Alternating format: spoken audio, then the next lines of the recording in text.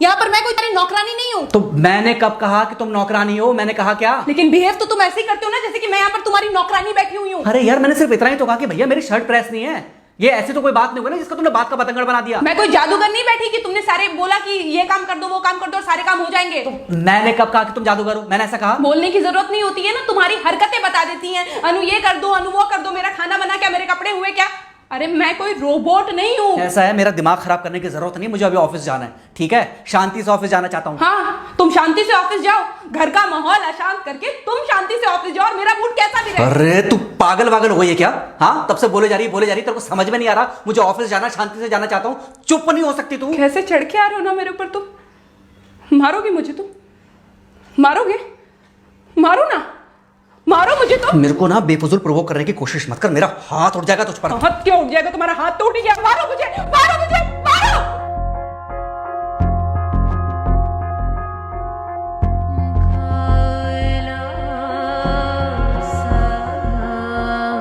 Mummy. बेटा बेटा क्या हुआ है? हाँ मम्मी मुझे याद नहीं रहता मम्मी, मैं अभी आ रही हूँ। अरे बेटा पर हुआ क्या है? कम से कम एक बार हमको बताओ तो सही तुम। बस बात हुआ मम्मी, हम नहीं रह सकती मैं यहाँ पर। क्या हुआ? इसने हाथ उठाया मुझ पर। किसने? राहुल ने। बेटा तुम एक काम करो, तुम सीधे अपना सामान बांधो और चुपचाप घर चली आओ। तुमको 1 मिनट भी वहां रुकने की कोई जरूरत नहीं है। सुन रहे हो ना तुम? अरे हुआ क्या, मुझे बताओगे जरा? दामाद जी ने हमारी बेटी के ऊपर हाथ उठाया। कल को तो वो मेरी बेटी को जान से मार डालेगा। अरे 1 मिनट रुको यार, तुम मुझे फोन दो जरा। हाँ बेटा, क्या क्या हुआ? राहुल ने हाथ उठाया मुझ पर पापा। हाथ उठाया मतलब मारा?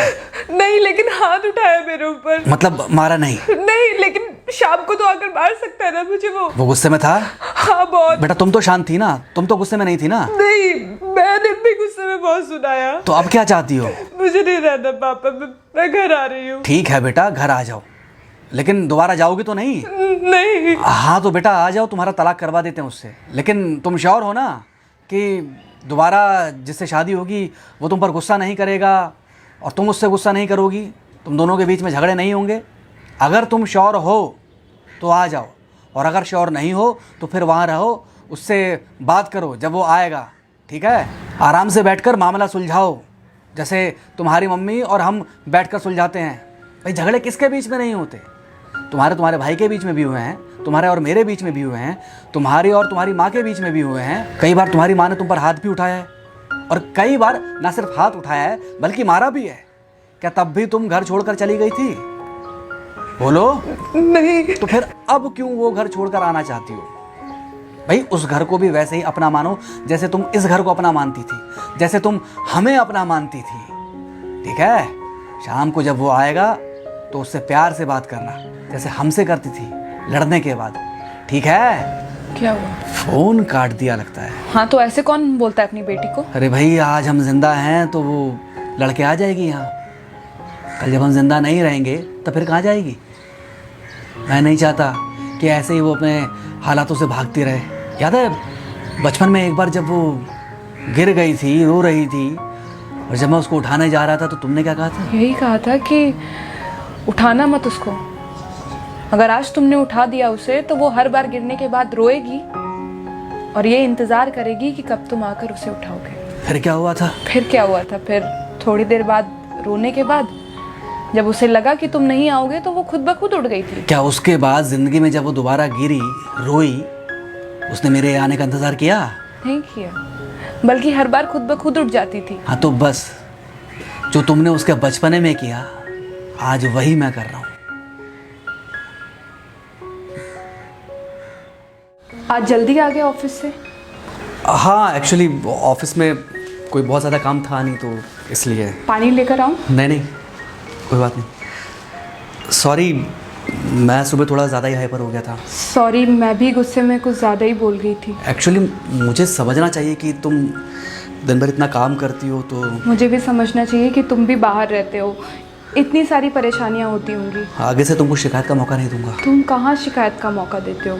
मैं ही कभी कभी ओवर रिएक्ट कर देती हूँ, नहीं करना चाहिए मुझे।